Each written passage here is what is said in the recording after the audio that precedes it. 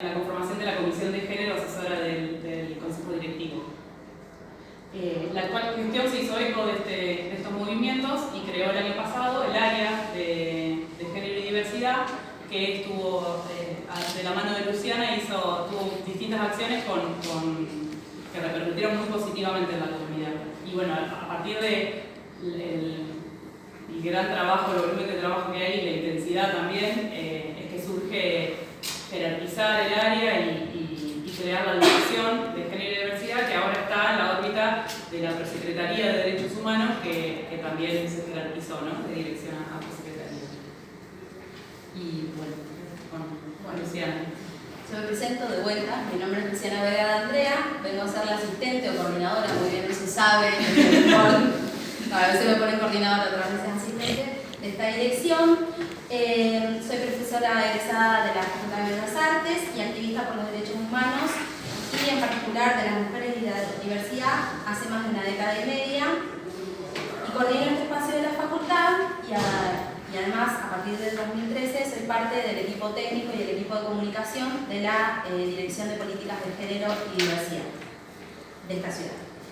Bueno, para empezar, decirles que el espíritu de la charla es aprovechar el contexto, porque siempre estamos las feministas aprovechando los contextos y sentando bases de cosas, para generar un espacio de reflexión, problematización y construcción de saberes y sentidos en materia de género. Para algunos y algunas va a ser como ver de vuelta algunos conceptos, pero queríamos aprovechar para mostrarles cuáles son las líneas rectoras de la dirección y así impulsar debates en vistas de estimular la mirada crítica que potencie las formas de habitar las diferentes experiencias personales titulares de esta comunidad. En este sentido apuntamos a acercar algunos conceptos básicos para introducirnos en la perspectiva de género y de esta forma ir compartiendo algunas líneas rectoras. Venimos a compartir algunas preguntas, cuestionamientos que han servido en particular para nuestra formación y consideramos que son preguntas, cuestionamientos, motores del movimiento feminista que en la Argentina hoy por hoy creemos es el movimiento popular que más impacto político está imprimiendo en las instituciones y en la sociedad en su conjunto. Para que partamos de una base de acuerdos comunes, les convidaremos algunas definiciones construidas a la luz de las ciencias sociales, que en algunos casos estas definiciones son rectoras de las leyes nacionales. Les contaremos lo que venimos pensando sobre ciencia y género, como un campo de debate propio de esta facultad, y por último haremos mención de las experiencias llevadas a cabo, de algunas experiencias llevadas a cabo en la facultad, que nos parecen importantes de compartir porque dan cuenta de las líneas de acción que pensamos para imprimir política de género y diversidad desde nuestra área. Entonces, en palabras de lo que Marta Fontella dice, patriarcado es entendido como un sistema de relaciones, para empezar a definir como el sistema, de relaciones sociales sexopolíticas basadas y ancladas en diferentes instituciones públicas y privadas y en la solidaridad interclase e intragénero entre varones, quienes como grupo social y en forma individual y colectiva oprimen a cualquier otra identidad también en forma individual y colectiva.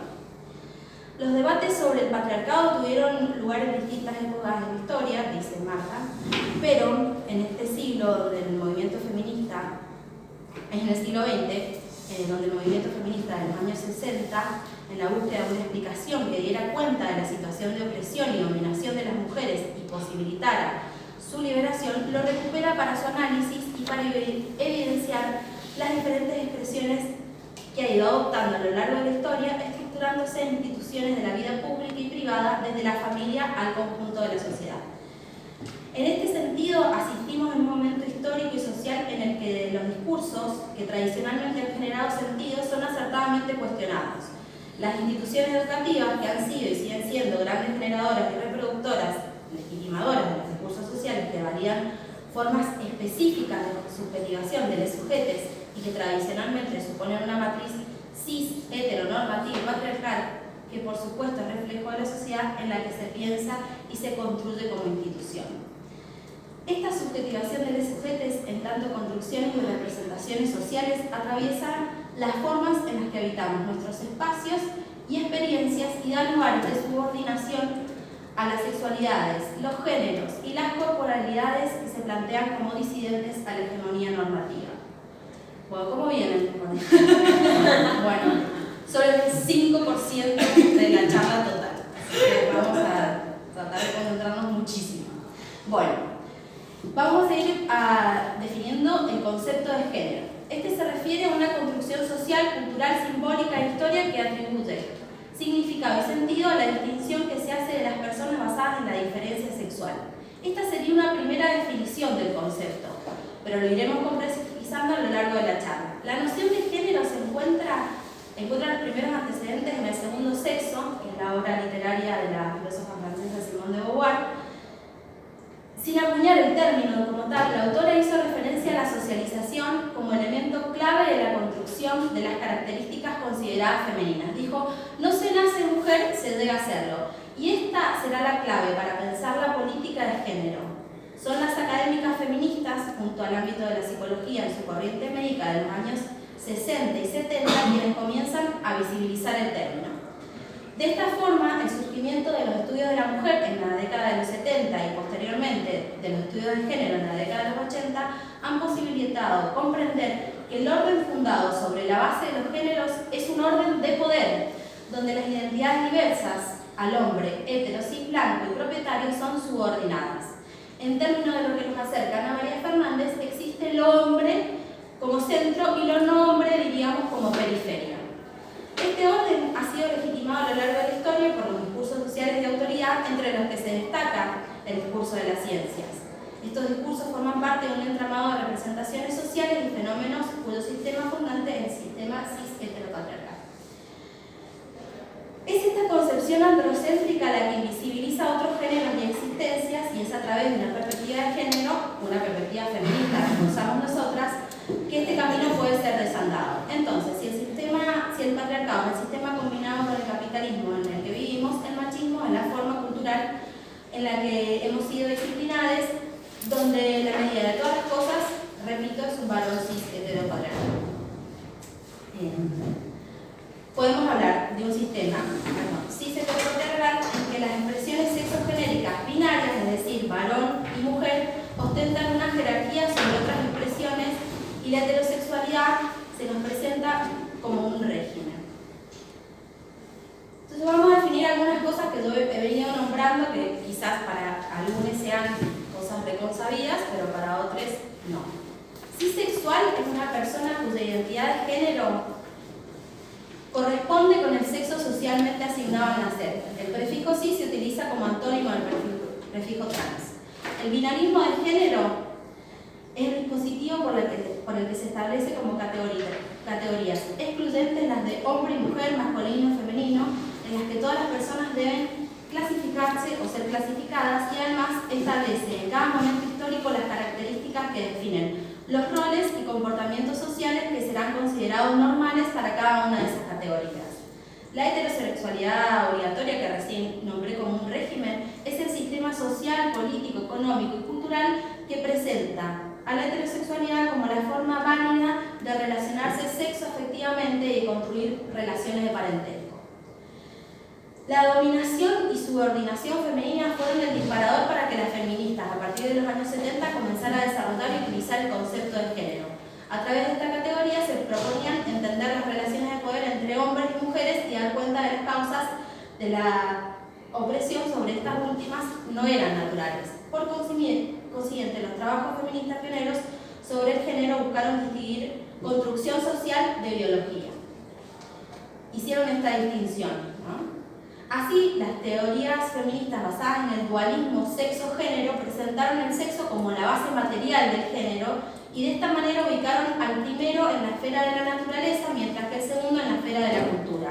Desde esta perspectiva, el sexo es visto como estático e inmutable, y el género como una categoría cambiante e histórica. Sin embargo, a comienzos de la década de los 90, esta concepción se vio fuertemente sacudida por la reflexión de Judith Butler, quien propone una deconstrucción de la dicotomía sexo-género y muestra cómo el sexo está tan culturalmente construido como el género, de modo que la contraposición sexo-género y naturaleza-cultura pierde su razón de ser. supone dejar de pensarlos como dicotomía y empezarlos a pensar como un continuo.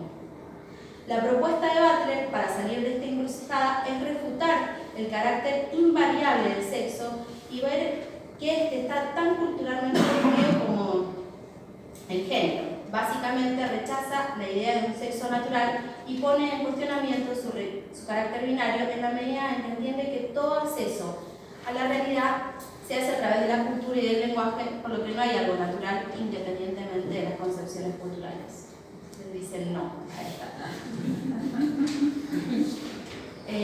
Otra más, ¿no?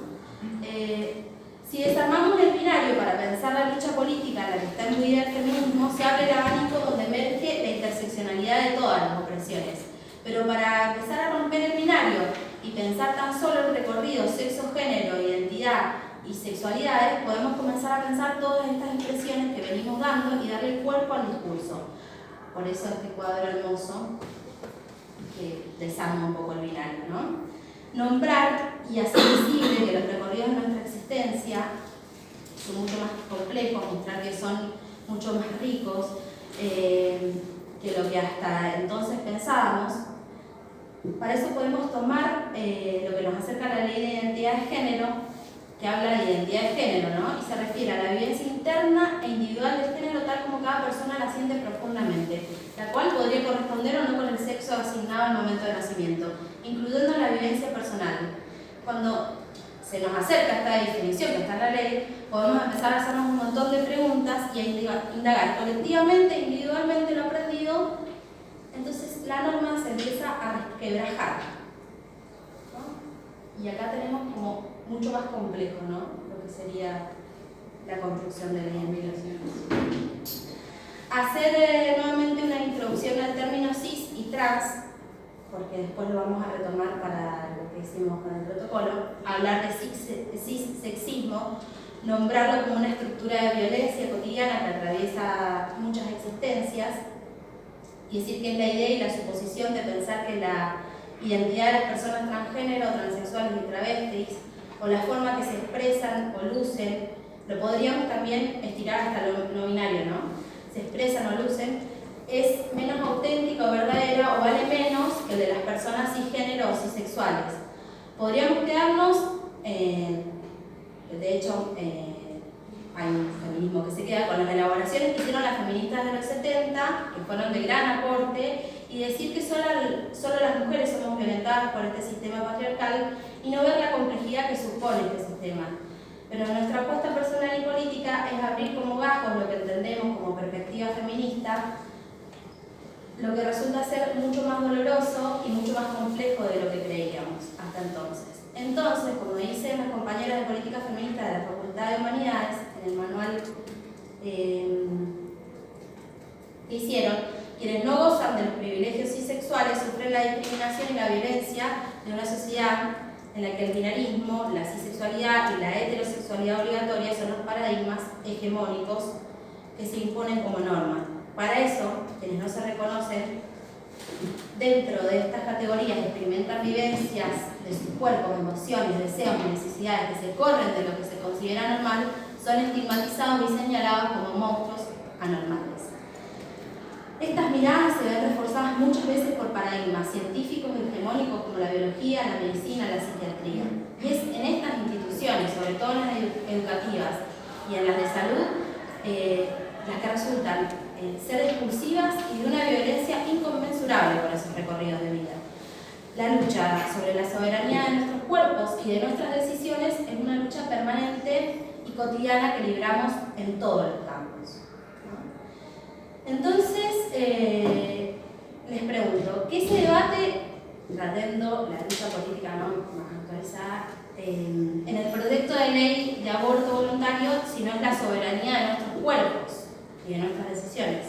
Aceptar esta pregunta como guía nos lleva a pensar que hay un sector de la sociedad que es libre de decidir sobre su propio cuerpo y habemos sujetos que aún no gozamos de esa libertad, no por lo menos reconocida por el Estado. Para algunas sigue siendo un combate diario la decisión sobre su cuerpo y sobre sus vidas. Y esta nos trae otra pregunta, igual envergadura, que hace Diana Mafía, que dice: para algunos y algunas tiene que ser una lucha nombrarse. El nombre propio es apropiarse del vocabulario que queremos que sea utilizado para que se nos reconozca. Y en esto consiste construir la identidad desde el lenguaje. Bueno, la expresión más cruda del machismo es la violencia de género. No la queríamos dejar por fuera, pero incluíamos, ¿no? Porque la definición de la violencia de género que tiene la ley nacional es una violencia, o sea, define solamente mujeres hasta ahora, ¿no? Pero nosotros queremos incluir que no es una violencia de las mujeres. Es la propia práctica del sistema patriarcal, totalmente entrelazada y sostenida en estereotipos arraigados históricamente que generan a nivel cultural el sometimiento a todo lo que sea, en términos de lo que Ana María dice, no hombre. Nuestra sociedad produce, acumula, recicla exclusiones y desigualdades estructurales constantemente, viéndose las identidades trans, las identidades disidentes especialmente vulneradas, y más aún cuando la exclusión de la identidad de género y orientación sexual se le suman otras exclusiones como la de clase, etnia, lugares de procedencia. Por esta razón es que se vuelve urgente construir instituciones que puedan ser garantes de los derechos de las personas con identidades disidentes, pero también que garanticen trayectorias educativas libres de discriminación y violencia. El primer y fundamental paso es reconocer el derecho a ser nombrados y reconocidos. Esto después lo vamos a retomar con el expande que hicimos con el... ¿Dejamos respirar? Bueno, sí, un poco nos planteamos la charla como unos conceptos generales y como decía Luciana, también queríamos hacer un recorrido histórico epistemológico sobre cómo se construyó la idea de quiénes son los sujetos legítimos de la ciencia, ¿no? Estamos en una facultad de ciencias exactas, entonces nos parece interesante pensar un poquito eso. Entonces nos preguntábamos quiénes son los sujetos, lo digo con objetos, como inclusive.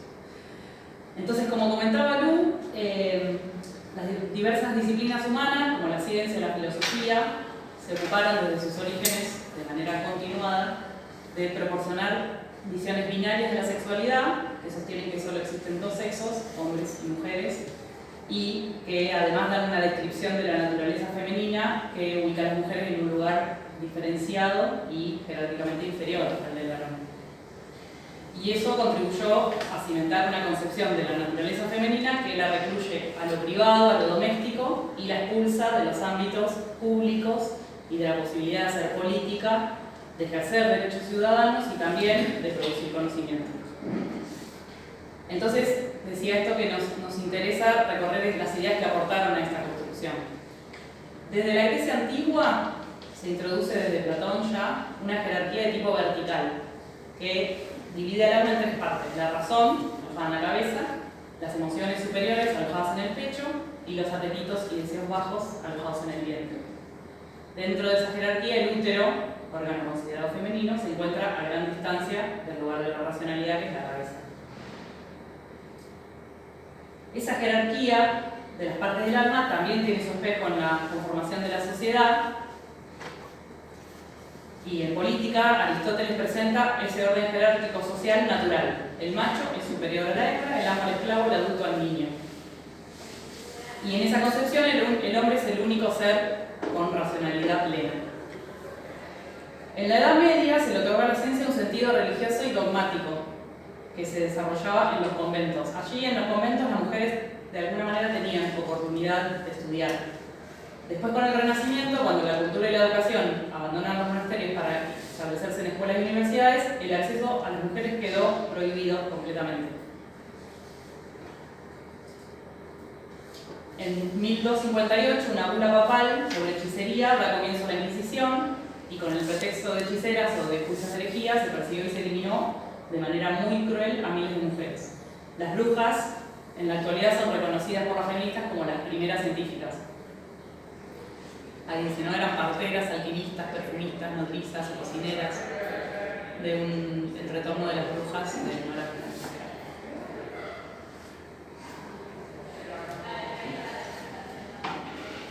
Con el advenimiento de la modernidad aparece la idea de ciudadanía universal, de sujeto, de Estado, la idea del saber secular como separado de la religión, y es el momento en que se consolida la ciencia como una disciplina secular y autónoma. Y también es el momento en el que el feminismo se origina como movimiento, porque es cuando las mujeres salen de la determinación natural de su lugar de inferioridad, como se concebía en la antigüedad. Con la emergencia del contrato social, del contrato laboral, la esclavitud comienza a desaparecer y en su lugar aparece el trabajo asalariado. Y en lugar de ser esclavas, las personas que no poseen nada van a vender su fuerza de trabajo a quienes tienen un medio de producción y a cambio van a recibir un salario. Ahora bien, lo que se mantuvo imperturbable en ese pasaje de la esclavitud al capitalismo industrial fue el carácter natural y por ende no contractual del trabajo que se realiza dentro del hogar, el trabajo reproductivo. Ese trabajo no se vio reconvertido en un trabajo contractual que tiene un valor y por ende merece una paga, y aquí es donde se desarrolla lo que conocemos como la división sexual del trabajo. Eso le llaman amor y trabajo no. Quienes hacen gratuitamente estas tareas, las mujeres en sus hogares, están en situación de explotación, y de ese trabajo de explotación no solamente se beneficia el trabajador, sino principalmente se beneficia un sistema económico que no considera como rentable la producción de la fuerza de trabajo, ni considera que debe invertir en esa necesidad básica. Por eso también decimos que el capitalismo se apoya en el patriarcado para su funcionamiento. La ciencia moderna fue al mismo tiempo raíz y fruto de diversas revoluciones. En particular se dio una revolución, que creemos incompleta, en el ámbito de las concepciones científicas del sexo biológico y el temperamento sexual, que para los griegos era algo así como el género. Ni el racionalismo ni el empirismo moderno establecieron diferencias del sexo en lo referente al uso de la razón, al considerar la mente como sustancialmente distinta del cuerpo. Los defectos corporales femeninos no se extrapolan al ámbito de lo mental, haciendo de lo mental algo carente de sexo. Se hizo foco entonces en el avance del conocimiento sobre los cimientos de un método científico, objetivo, universal y racional. Este contexto parecía favorable para la ampliación de la participación de las mujeres en la cultura intelectual, pero no se dio, pues la visión de la naturaleza femenina seguía basada en prejuicios clásicos, y estos prejuicios que se acarrean desde la antigüedad se pueden mirar en una tabla comparativa, excluyente, masculino, femenino, objetivo, subjetivo, ahí pueden ir mirando. Esta tabla la analiza Diana Maffia, en varios trabajos, dice que no es antojadiza, sino que es el resultado de un análisis histórico que hizo el feminismo teórico sobre qué cualidades han sido comúnmente entendidas como masculinas y cuáles como femeninas, y en base a las cuales se educa y socializa a varones y mujeres. Estos pares, dice ella, son dicotómicos y están sexualizados. Sexualizados porque cada columna se la entiende como atributos de lo masculino y de lo femenino. Y también están jerarquizados, porque las cualidades asociadas a lo masculino son consideradas más valiosas que las cualidades asociadas a lo femenino. Entonces, con esto, la exclusión de las mujeres de la ciencia se da medio como con una vueltita. No es que la incapacidad de las mujeres para la ciencia esté basada en la definición de lo que es una mujer, sino en la definición de lo que es acientífico. Claramente, las mujeres son depositarias de todas las propiedades acientíficas que están de este lado del mundo.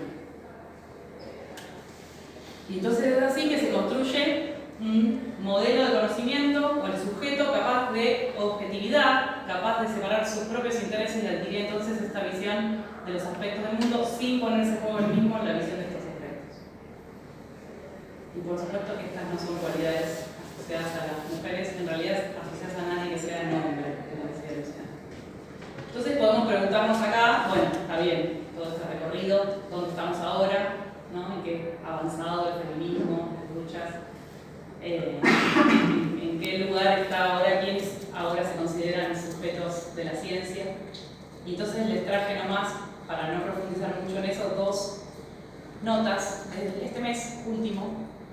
Una habla de la Academia de Ciencias Médicas de Santa Fe, que propuso para su incorporación 9 científicos distinguidos, todos hombres, una mujer. Esta es de ahora, del 16 de septiembre. Y la otra es la propuesta para los premios Hussein, que también creo que son, ¿cuántos eran que se propusieron? 9.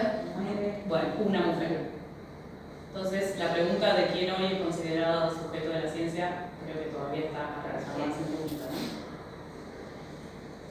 Un poco queríamos traer estas ideas que de alguna manera son como las bases que nosotras tenemos para pensar las políticas de género y diversidad adentro de la facultad, sobre qué nos paramos y sobre qué nos fundamentamos.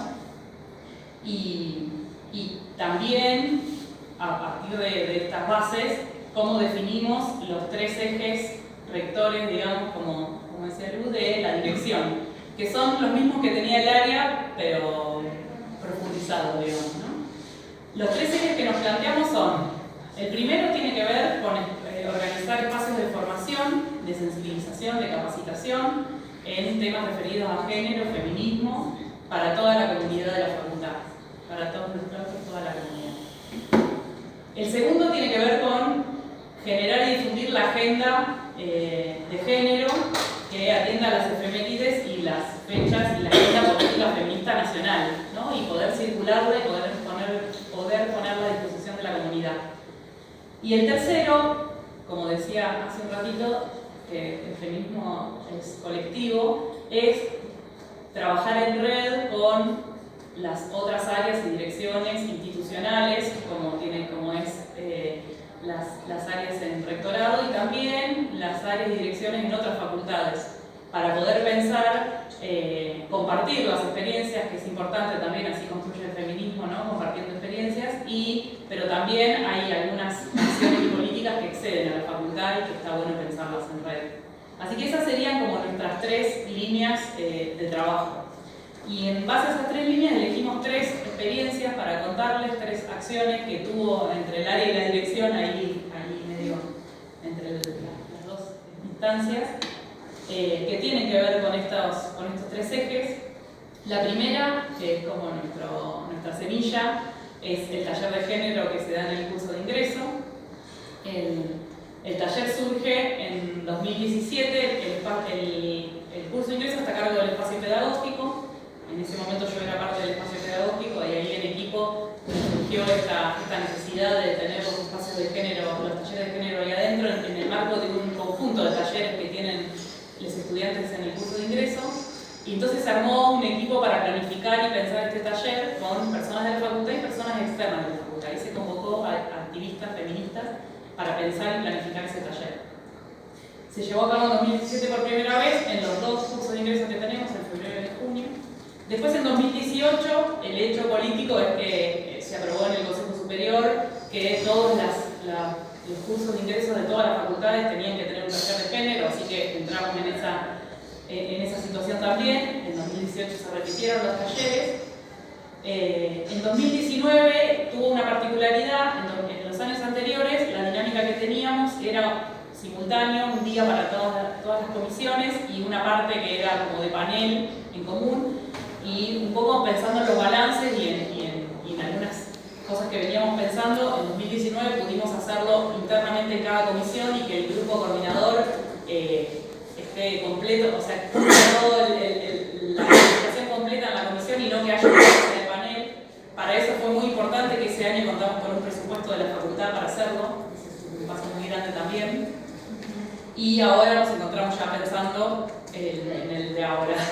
Y porque siempre también lo pensamos, en general hacemos un balance de les docentes, les coordinadores y les estudiantes, tenemos los tres balances y en base a eso siempre pensamos el siguiente.